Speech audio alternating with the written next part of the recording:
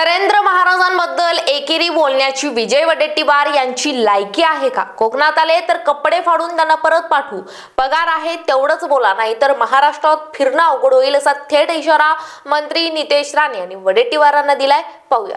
आमच्या नरेंद्राचार्य महाराजांबद्दल एकेरी बोलणं याची लायकी तरी आहे का?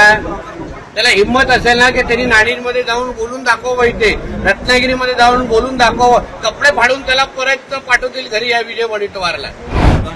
तेव्हा कोण काय बोललं नाही, तेव्हा या लोकांची थोबाड उघडले नाही. हे लोकांना हिंदू द्वेष जो यांचा वारंवार जो सगळ्यांमध्ये दिसतो ना, तो त्याच्यामुळे आता त्याच्यातला हा भाग विजय वडेट्टीवार आहे.